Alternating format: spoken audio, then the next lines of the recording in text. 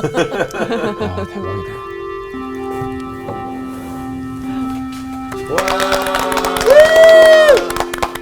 안녕하세요. 안녕하십니까.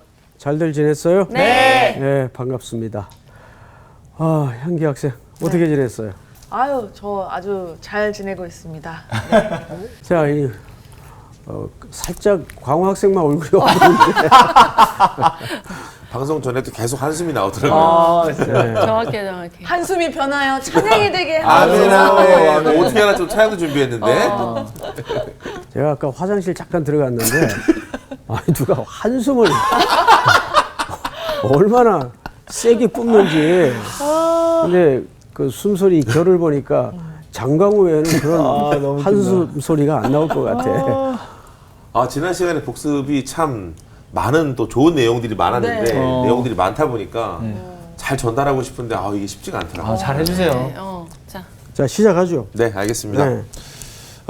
지난 시간에 요한계시록 8장 8절에서 9절까지 말씀으로 이야기해 주셨는데 사실 제일 먼저 이렇게 뚝 떠올랐던 말씀 중에 하나가 그 나팔에 대한 개념에 대해서 다시 한번 설명해 주시면서 나팔은 하나님의 임재를 상징하고 전쟁이 오고 또 심판이 이루어지는 것에 대해서 얘기하시면서 우리가 그런데 이 조각조각 종말에 대한 심판에 대한 영역이 있지만 이것은 우리에게 두려움의 대상이 아니라 또한 내일에 대한 두려움이 아니라 현재를 잘 살아가야 될 삶의 모습이 있다고 말씀해 주셨고 그것들을 또 잘 증거하는 것이 우리의 모습이라고 하시면서 둘에 대한 숫자에 대한 설명을 해주셨는데 이 둘에 대한 숫자의 의미가 이 증인의 수 그래서 그 증거해야 될 내용에 대해서는 어린 양 예수의 피와 그리고 또 하나님의 말씀을 증거하는 일이라고 그렇게 설명을 해주셨던 게 기억이 납니다. 그러면서 많은 사람들이 그리스도를 증거하고 그 마지막 때를 같이 이야기하면서 어려움을 많이 겪게 되고 억울한 일도 많이 당하게 되고 힘든 일들이 많았지만 결국 그 모든 것을 하나님께서 갚아주실 터인데 마지막에 그걸 기도에 대한 정의로 이야기해 주시면서 기도라고 하는 것이 하나님 앞에 간구하고 부르짖는 것 그것을 구약의 말씀 이스라엘 백성이 그렇게 오랫동안 노예 생활을 하면서 다시 회복되어질 꿈을 꾸고 나아가는 일에 있어서 우리가 기도해야 될 일은 그 일이 이미 이루어질 것이지만 주님은 기도를 통해서 우리에게 주님을 구하고 주님과 함께 교통하고 교제하기 위해서 기도해야 될 부분이 중요하다고 그날을 기다리고 나아가는 게 중요하다고 말씀하셨는데 되게 전 복습하면서 좋았거든요. 재밌고 즐거웠는데 그러면서 또 찬양도 하나 또 하나님 주셔가지고 마무리가 잘 안 됐지만 찬양으로 마무리를 해서 끝내보도록 하겠습니다. 제목이 괜찮아요? 뭐예요? 기도의 힘. 기도의 힘. 네. 여호와의 힘으로 일어나고 일어나네 기도하며 나아가 주 손을 붙잡네 여기까지 하겠습니다. 떨려서 못하겠네. 도입부가 아주 좋으네요. 예. 기도에 대해서 강조하시면서 예, 앞으로 계속 기대가 됩니다. 예, 아주 좋았습니다. 결국 하나님은 세상을 기도로 경영케 하시죠. 네. 기도는 하늘의 마스터 키 같은 역할을 합니다. 오늘 수업 요한계시록 28강 셋째 나팔의 비밀. 이제 오늘은 계시록 8장 10절에서 11절까지 짧으니까 우리 한번 같이 읽어볼까요? 네. 시작.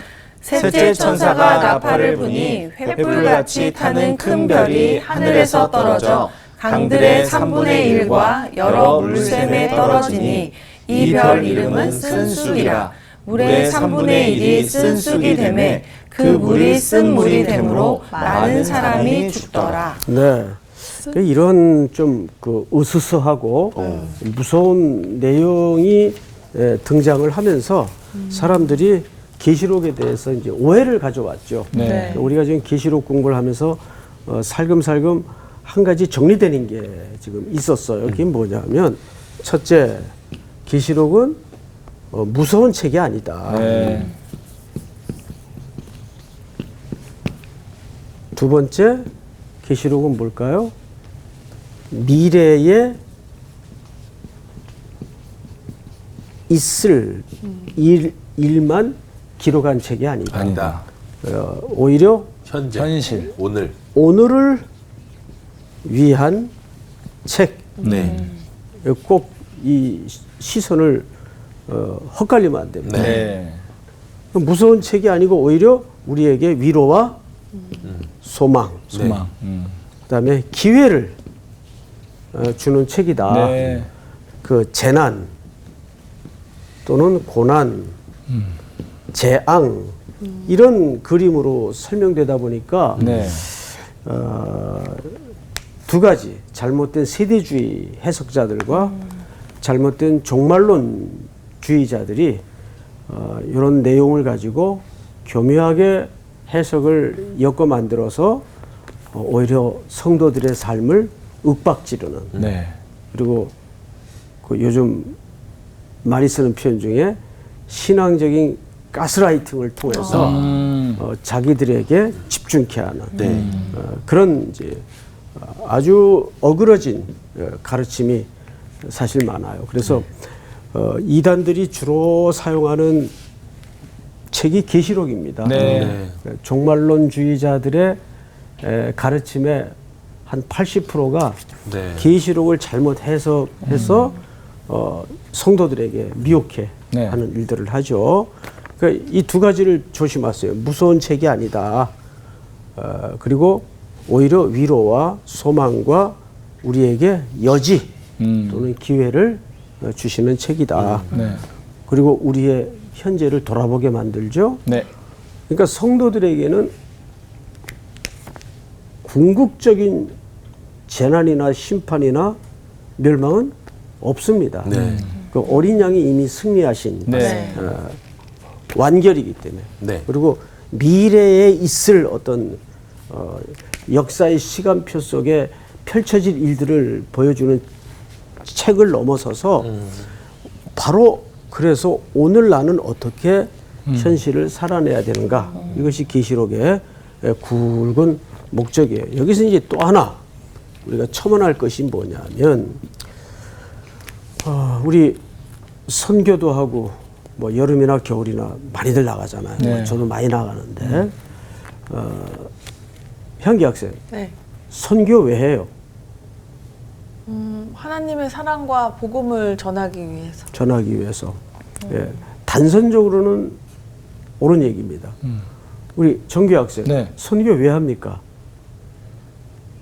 저도 향기 누나랑 똑같이 생각을 했는데. 내가 너무 무섭게 물어봤네. 우리 수혜 학생 선교 왜 합니까?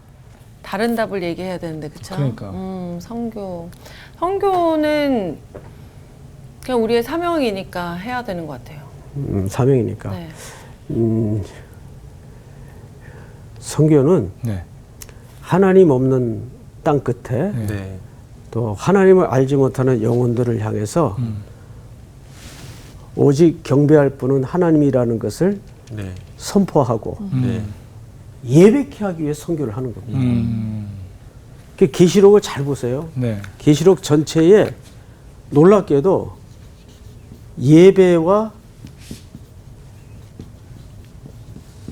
찬양, 화답송까지 예배와 찬양이 기점마다 모두 8번 등장을 해요. 오.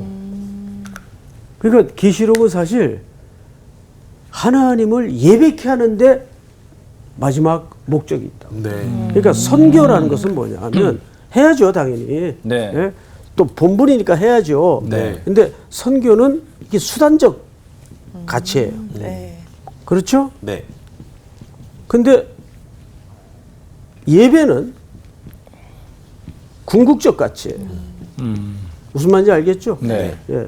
이게 우리가 전도를 하는 것도 선교를 하는 것도 복음을 어린 양을 증거하는 것도 왜 합니까?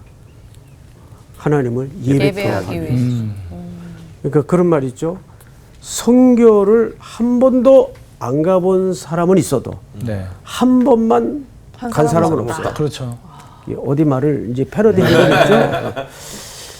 그러니까 우리가 선교 현장에 가서 그 새까만 아이들이 한 번도 하나님을 알지 못하던 애들이 오늘 전도지 받아들고 저녁에 다 예배당에 문턱을 넘어서 그 아이들이 찬양을 하고 예배를 드리고 우리가 고백하는 하나님을 같이 경배하는 그 모습을 겪으면 뭐 요즘 흔히 하는 얘기로 가슴이 웅장해진다고 하잖아요. 그건 정말 신비고 경이에요. 경이. 놀라운 이야기죠. 그러니까 결국 계시록은 모든 민족이 오직 하나님만 경배하도록. 네. 그래서 계시록에서 가장 많이 담아진 일관된 흐름이 계시록은 선교적 책이에요. 야, 그렇구나. 네? 자, 이런 이제 내용을 기초로 오늘 우리가 10절, 11절, 2절 이제 그 내용을 우리가 같이 이제 좀 설명을 꼼꼼히 듣도록 하겠습니다. 네. 10절을 이제 보십시다. 네. 셋째 천사가 나팔을 부니 횃불 같은 것이 타는 큰 별이 하늘에서 떨어져 이렇게 돼 있어요. 자, 앞을 보세요. 보통 성경에서 정교학생 네. 별은 그 역할과 기능이 긍정적으로 등장합니까? 부정적으로 등장합니까? 별.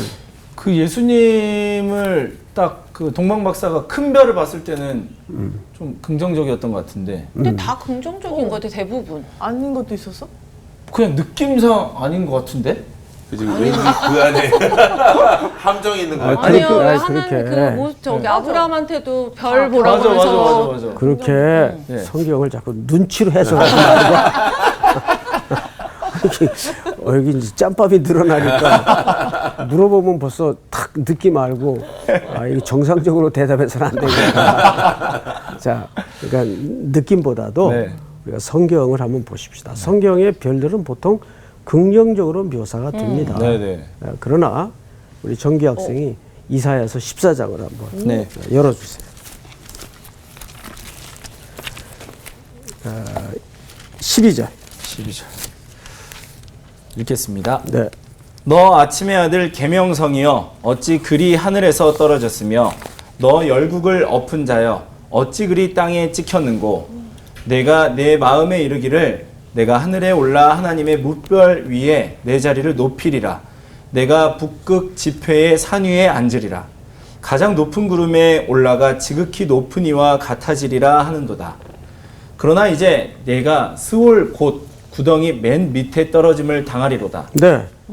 여기 계명성은 사실 새벽별을 얘기하죠. 가장 빛나는 별, 네. 가장 밝은 별, 가장 칠흑 같은 어두움에서 유난히 돋보이는 빛을 발하는 별이죠. 네. 그게 계명성인데 오늘 이사야 선지자의 글 속에 너 아침의 아들 이건 새벽별을 얘기합니다. 네. 풋노트에도 그렇게 되어 있죠. 네. 계명성이여 이렇게 되어 있어요. 어찌 그리 하늘에서 떨어졌으며 너 열국을 엎은 자여 어찌 그리 땅에 찍혔는고 네가 마음에 이르기를 교만이 하늘에 닿았죠. 네. 내가 하늘에 올라 하나님의 뭇별 위에 내 자리를 높이리라. 내가 북극 지폐의 산 위에 앉으리라. 14절 다 같이 시작. 가장 높은 구름에 올라가 지극히 높은 이와 같아지리라 하는도다. 자, 여기에서 새벽별은 뭘 은유적으로 담고 있는가 하면 이사야 선지자가 활동하던 시대에 가장 빛나는 별 같은 나라가 있었어요. 어딜까요? 바벨론. 바벨론이죠. 바벨론. 네. 절대 권력을 가진 네. 어느 열강 중에서도 가장 정점을 찍은 나라가 네. 바벨론입니다. 그러니까 여기서 이사야 선지자는 그 시대에 가장 빛나는 별격인 나라를 두고 하는 얘기인데 그 당시 바벨론은 사실상 예수님 시대의 로마 제국 같은 네. 나라였어요. 네. 그러니까 성경에서는 로마 제국이나 바벨론이나 동일한 의미로 해석을 합니다. 네. 같은 나라는 아니지만 자, 그런데 문제는 뭐냐 하면 이 정규 학생이 읽은 이사야 14장 12절에서 15절까지 내용을 보면 이게 신자들에게 하는 이야기입니까? 그 바벨론 자체에게 하는 이야기입니까? 날 보지 말고 성경을 봐요. 성경. 정규 학생, 예. 천천히 다시 읽어보세요. 너 아침의 아들 계명성이여 어찌 그리 하늘에서 떨어졌으며 너 열국을 엎은 자여 어찌 그리 땅에 찍혔는고. 자, 저를 보세요. 너. 자, 네. 신자들에게 하는 얘기예요. 그 자체 대상에게 하는 얘기예요. 자체 대상. 그렇지. 너라고 하잖아. 네. 너 열국을, 그러니까 바벨론이 주변에 소소한 나라들을 엎어 다. 다 네. 엎어버리고 제국을 삼았잖아. 네. 그러니까 이것은 하나님의 백성들에게 주는 경고이기보다는 누구에게 주는 경고일까요? 바벨론. 바벨론에게 주는 경고예요. 네. 그러면서 이렇게 얘기합니다. 너 아침의 아들 계명성이여 어찌 그리 하늘에서 떨어졌으면 너 열국을 엎은 자여 어찌 그리 땅에 찍혔는고 네가 네 마음에 이르기를 내가 하늘에 올라. 그러니까 바벨론 같은 제국의 왕들은 황제들은 어떤 존재로 올라앉죠? 신과 같은. 신적인 존재로 네. 맞아요. 올라앉는 거예요. 네. 내가 이런 열강들의 왕과는 내가 같을 수 없잖아. 그래서 그 왕들 중에 왕, 그 신적인 존재가 되는 거예요. 그래서 그런 제국은 로마 시대도 마찬가지겠죠. 전부 황제를 신격화자고 네. 입혀서 시대의 주가 그 황제가 되도록 네. 종교화시키는 겁니다. 그 이건 저 북녘 집단도 이 종교의 메커니즘을 이용해서 네. 똑같은 네. 행동들을 하는 거예요. 네. 자, 성경을 다시 보세요. 그렇다면 이것은 하나님을 알지 못하는 사람들에게 쓰는 얘기예요. 네. 그러면 이거는 경고일까요? 아니면 기회. 경고와 함께 기회일까요? 기회. 경고와 함께 기회죠. 경고와 함께 기회를 주시는 거예요. 네. 돌아와야 된다. 음. 천하의 왕 중의 왕의 존재라도 네. 오직 경배할 리는 하나님밖에 없다. 네. 그 얘기를 이렇게 하는 겁니다. 이건 사실상 아직도 이 나팔의 소리를 통해서 나팔은 우리 배웠죠? 뭐에 대한 선포라고 말씀을 드렸죠? 하나님의 임재와 네. 전쟁과 심판. 네. 기억나시죠? 네. 그렇다면 아직 전쟁은 일어나지 않았지만 이 곤두박질 치기 전에 하나님을 거역하고 불순종하는 자들에게 돌아올 것을 촉구하고 있는 네. 말씀이란 말이에요. 그러니까 사실 이사야서도 어마어마한 선교적 의미를 담고 있는 거예요. 돌아와야 된다. 그 자리에 여전히 그렇게 머물러서 자고에 있으면 안 된다. 기회를 주시는 거죠. 네. 여지를 주시는 거예요. 자, 그 다음에 우리가 이 글을 지금 어디에 담아서 읽고 있죠? 성경 66권 중에 네. 이 이사야의 글을 어디에 담아서 읽고 있어요? 이사야서. 계시록. 아, 계시록. 그렇죠? 그러니까 계시록에 나타난 이런 그림 이미지들은 네. 전혀 어디서 갑자기 하늘에서 뚝 떨어진 이런 그림이 아니라 네. 네. 전부 선지자들의 눈이 강조하고 지금까지 선포되었던 그 말씀을 다시 하고 있는 거예요. 네.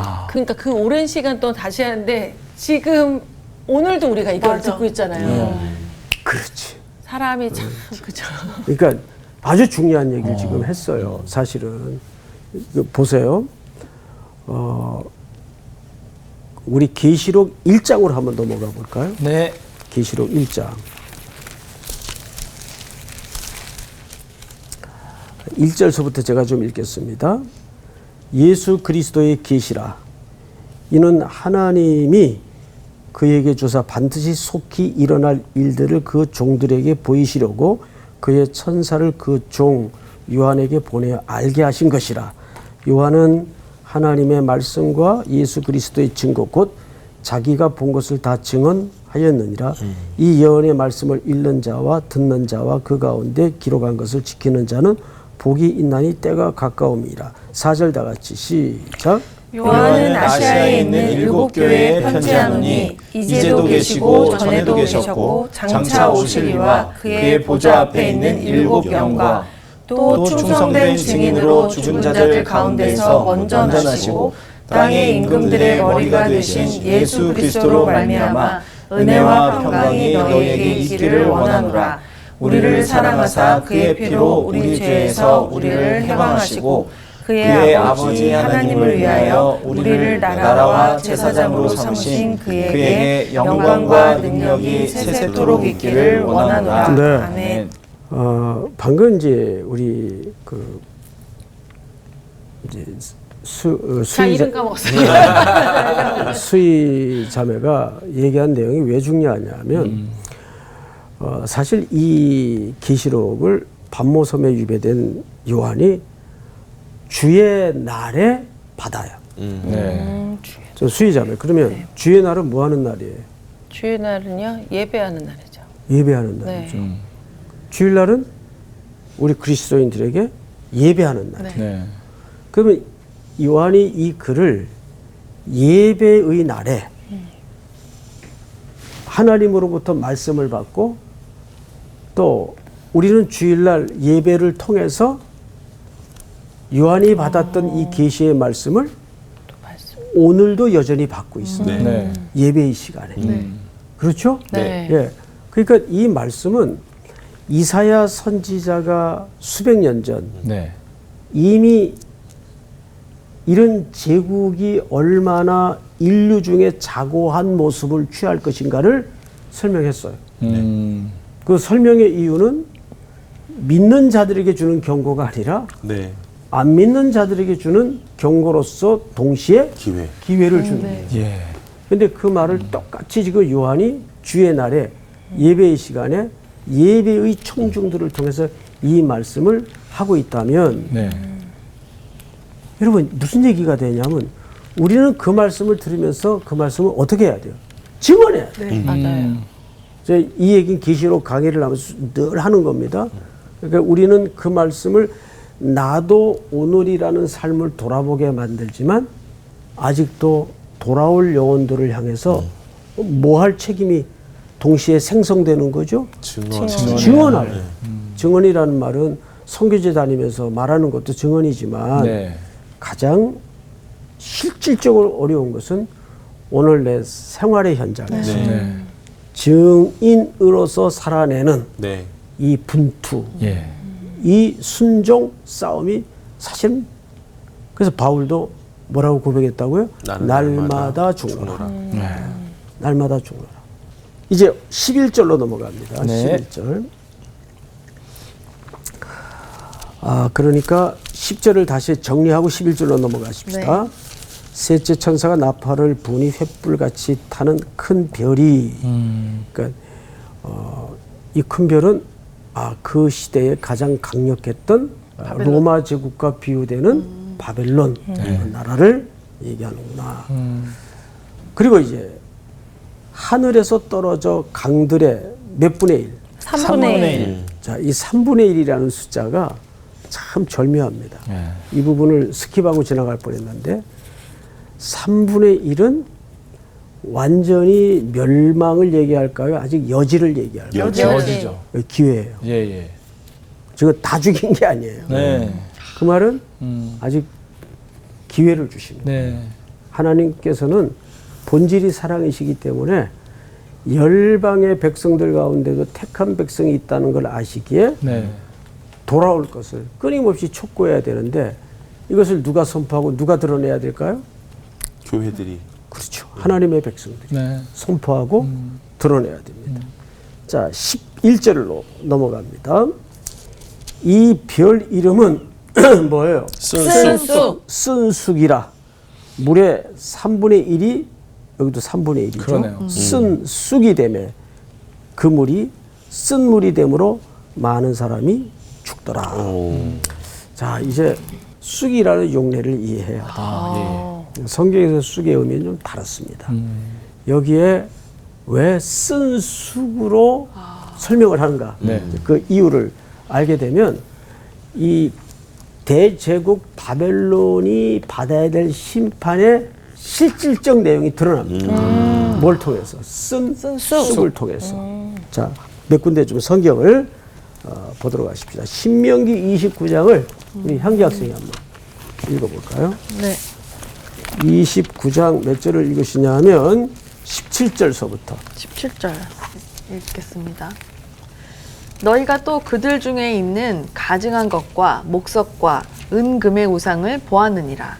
너희 중에 남자나 여자나 가족이나 집 하나 오늘 그 마음이 우리 하나님 여호와를 떠나서 그 모든 민족의 신들에게 가서 섬길까 염려하며 독초와 쑥의 뿌리가 너희 중에 생겨서 이 저주의 말을 듣고도 심중에 스스로 복을 빌어 이르기를 내가 내 마음이 완악하여 젖은 것과 마른 것이 멸망할지라도 내게는 평안이 있으리라 할까 함이라. 네. 여기 이제 쑥이 나오죠. 네. 자, 근데 이제 이 신명기 위치를 잘 생각하셔야 돼요. 네. 광호 학생, 네. 신명기라는 책은 가나안에 들어가기 전에 주신 책입니까? 후에 주신 책입니까? 들어가기 전에. 전해 주었죠. 그래서 신명기에 지금 이 읽어주신 내용은 가나안에 들어가서 이 하나님의 백성들이 처할 영적인 위기를 미리 네. 경고하는 거예요. 그런 시각에서 이 본문을 봐야 돼요. 네. 그럼 17절을 잘 보세요. 너희가 또 그들 중에 있는 가증한 것과 목석과 은금의 우상을 보았느니라. 네. 자, 여러분 이게 무슨 얘기냐면 가나안은 주된 생업이 뭐예요? 농업. 그렇죠. 농업이에요. 살았나 보네. 그러면 농사를 짓다 보면 이제 제 친구도 이게 농사 짓는 친구가 하나 있는데 저 강원도에서 평소에는 그 비의 고마움, 날씨의 온화함, 예. 맞습니다. 이런 거에 대해서 아유 뭘 날씨 또 개나 보다 비가 꾸질꾸질하게 배우지. 예. 뭐 우리도 그러고 살잖아. 그렇죠. 예. 예. 그런데 예. 이 농사를 지어 보니까 네. 뭐만 쳐다보게 돼요. 하늘만 쳐다보고. 날씨만 쳐다보. 아, 아유 오늘 비가 너무 오면 어떡하나. 네. 너무 잘합니다 그 심정. 잘 알죠? 강화도도 그렇거든요. 강화도도 그래요? 네, 비 안 오면 아주 쉬지도 못합니다 저희. 맞아, 강화도 사시죠. 네. 예. 마찬가지예요. 네. 그러면 그래서 농사를 주 생활의 수단으로 삼는 가나안 문화는 사실상 우상 문화예요. 맞아. 태양의 신, 비의 신, 농경의 신들. 네. 이제 우리나라 지방에 가면 안 그래요? 그렇죠. 맞아요. 똑같아요. 예, 예. 특히 바다 맞아요. 근처에 있는 맞아. 해안가 쪽에 있는 어. 꼭 그 물을 하는 맞아요. 그 저희도 이제 선교를 해안가로 이렇게 바닷가로 또 산골로 가보면 그 토속 신앙의 그 뿌리가 맞습니다. 무서워요. 네. 이미 그거는 이제 문화로 형성이 돼 있어서 그렇죠. 맞아요. 이 뭐 어떻게 설명으로 논리로 싸울 수가 없어요. 네. 그러니까 오늘도 여기 보면 이렇게 돼 있죠. 너희가 또 그들 중에 있는 가증한 것과 목석과 은금의 우상을 보았네. 여러분 그러면 이게 지금 우상을 얘기하는 거예요. 그러니까 네. 여기서 쓴 쑥은 뭐냐면 우상 숭배를 얘기하는 거예요. 무슨 말인지 알겠어요? 네. 그러니까 아까 바벨론이 하나님 앞에 심판의 대상이 되었던 이유가 뭐예요? 우상 숭배. 네. 그리고 이제 18절을 보시면 너희 중에 남자나 여자나 가족이나 집 하나 오늘 그 마음이 우리 하나님 여호와를 떠나서 그 모든 민족의 신들에게 가서 섬길까 염려하며 독초와 쑥의 뿌리가 너희 중에 생겨서 예? 이거를 모세가 여호수아와 함께 들어가 가나안의 삶을 살 하나님의 백성들에게 그 쓴 뿌리를 경고한 거예요. 네. 그러니까 여기서 말하는 성경에서 말하는 쓴 뿌리는 뭘 가리키는 거죠? 우상숭배. 우상숭배를 가리키는 겁니다. 그러니까 오늘 계시록에서도 보면 자 계시록을 좀 넘어가 주세요. 계시록에서도 보면 이 별의 이름은 쓴쑥이라. 그러니까 그 계명성이 하늘에서 떨어져요. 네. 그리고 그 바벨론이라는 나라가 뭐 때문에 멸망을 지금 경고받고 있는 거죠? 우상숭배. 우상숭배예요. 바벨론의 우상숭배는 규모나 그 어마어마한. 면모가 네. 대단합니다. 그러니까 나라 전체 조직이 우상숭배로 정치, 경제, 국방 모든 게 돌아가요. 네. 그걸로 아주 나라가 시스템이 이렇게 돼 있는 거예요. 네. 바벨론이라는 나라 어마어마해요. 근데 사실 지금도 일부 나라들은 맞아요. 깨이질 못해서 네. 그 이런 우상의 영향 아래 나라 경영을 하려고 그러고 네. 정치 지도자들이 선거철만 되면 점집 찾아다니고 또 대문으로 들어가면 죽는다 그러니까 담벼락에다 사닥다리 놓고 담 타고 넘어다니고 얼마나 웃기고 인간이 연약해요. 인간의 기본적인 정서가 뭐냐면 하나님을 떠나 있는 사람들에게는 고독감, 두려움, 고통 네. 이 세 가지가 기본적으로 밑바닥에 깔려 있는 겁니다. 그 인간은 그래서 요즘도 그 TV 그 무슨 예능 같은 프로를 보면 아주 그런 거를 삶의 중심에 이제 쑥 꺼내놨어요. 있어요. 그럼. 주류 오컬트 문화라 그러죠. 네. 예. 뭐 예를 들면 파묘 이런 영화들. 맞죠. 파묘라는 영화의 가장 큰 메시지는 뭐냐면 이젠 그런 무당과 우상숭배 문화가 이제는 삶의 중심에 들어와 있다. 거기 다 걸려 있잖아요. 네. 그 영화를 보면 똑같은 거예요. 자, 우리 한 군데만 더 볼까요? 아모스서 6장을 한번 보세요. 아모스서 6장. 6장을 12절서부터 누가 한번 읽어주실까요? 12절. 말들이 어찌 바위 위에서 달리겠으며 소가 어찌 거기서 밭 갈겠느냐. 그런데 너희는 정의를 쓸개로 바꾸며 공의의 열매를 쓴 쑥으로 바꾸며 허무한 것을 기뻐하며 이르기를 우리는 우리의 힘으로 뿔들을 취하지 아니하였느냐 하는도다. 자, 보세요. 거기 쓴 쑥이 나오죠? 네. 예. 이 쑥은 뭐냐면 인간의 자고하는 태도. 여러분, 그것도 우상숭배인 거 모르세요? 자고하는 태도. 예. 인간의 교만을 얘기하는 거예요. 뭐 요즘 AI 시대라 그러니까 세상이 휘딱 바뀌어가지고 AI가 전부 이제 세상을 통치할 것 마냥 AI가 지배할 것 마냥 그렇지 않아요. AI도 결국은 인풋이 있어야 되는 그냥 기계에 불과한 거예요. 그 실제 대단하긴 대단하거든요. 이렇게 그림 주면은 시도 써요 자기가. 예, 시도 쓰고 또 그림도 만들고. 노래 뭐 다 해요. 맞아요. 예. 그러니까 그거 기계 하나 집에 있으면 심심하지는 않겠더라고요. 대화도 하고. 자, 그런데 결국은 그런 존재는 인간에 의해서 학습된 존재거든요. 예. 데이터라는 게 그렇잖아요.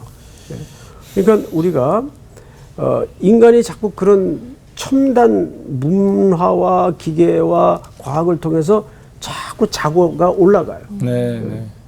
마치 바벨론의 문명처럼. 네. 그 얘기를 하는 겁니다. 자, 마지막 한 군데만 예레미야 9장 읽고 마무리를 좀 하도록 하겠습니다. 예레미야서 9장 12절부터 좀 읽어주세요. 네, 읽겠습니다.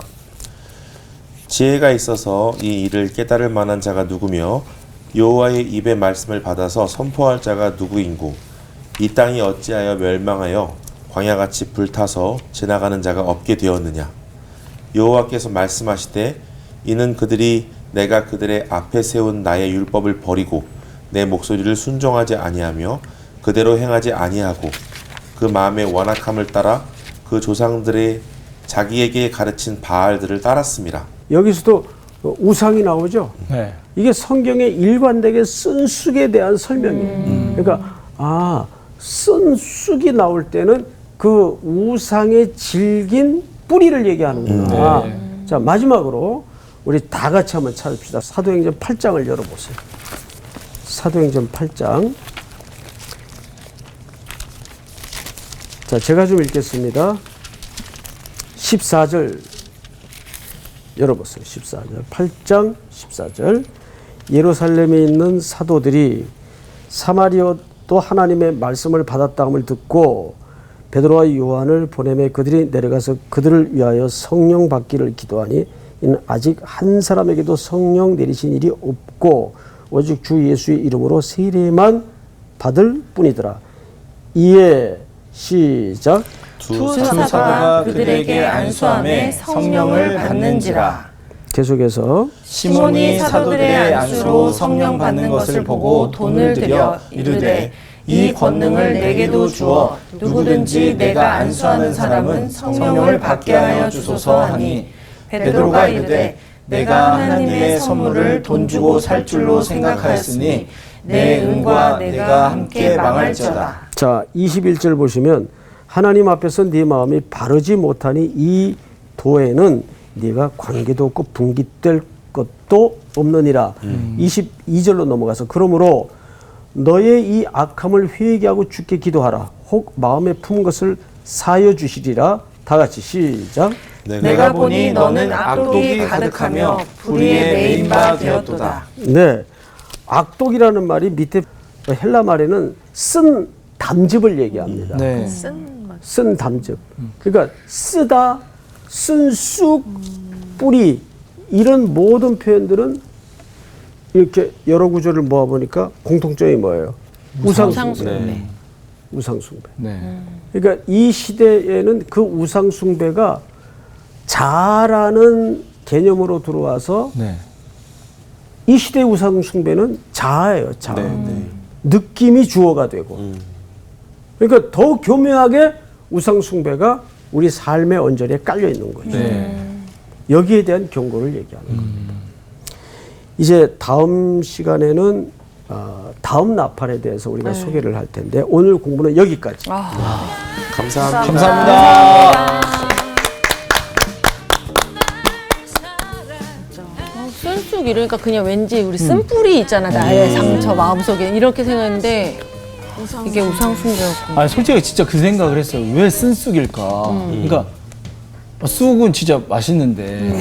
그리고 진짜 쓴쑥은 사실 약으로 좋거든. 그렇죠. 그러니까 왜 그럴까? 근데 오늘 쑥 색깔이 뭔지 보니까 딱 아니 사실 진짜 이 말씀을 이 큰 별 이런 것도 바벨론이라는 것에 대해서 우리가 그냥만 읽었으면 맞아, 전혀 야 몰랐어. 우리가 이거 진짜 전혀 몰랐겠다. 이 별 좋은 거로 생각하고 네. 맞아. 쑥도 뭐 뭔가 약처럼 그러니까 생각해서 그냥 지나가듯이 읽었을 것 같아요. 근데 맞아요. 오늘 그 우리의 교만과 또 우상숭배에 대해서 아 진짜 경계해야겠다. 진짜. 예. 그러니까 우상숭배가 꼭 다른 신 뭐 이렇게 섬기는 것만이 아니라 우리 네. 자아 안에 있다는 것을 한번 네. 그치. 생각하게 우리 되는 거예요. 주변에 사실 우상숭배 널려 있어요. 내가 맞아요. 집착하는 것, 네. 집중하고 있는 맞아요. 게 또 하나님보다 높아지는 순간 맞아요. 우상숭배가 되니까. 네. 아니 그리고 아까 거기에 이제 뒷부분 우리가 이제 읽은 거 중에 우리가 우상숭배하고 막 그러고 있는데 나한테도 그냥 잘 되기를 바라고 평안하게 있기를 막 바라고 약간 우리 합리화시켜서 그런 마음이 막 그 써 있는데 되게 막 찔리기도 하면 너무 무섭더라고. 그럼에도 불구하고 기회 주시는 우리 하나님 감사합니다. 맞아요. 네. 예. 주님만 의존합니다.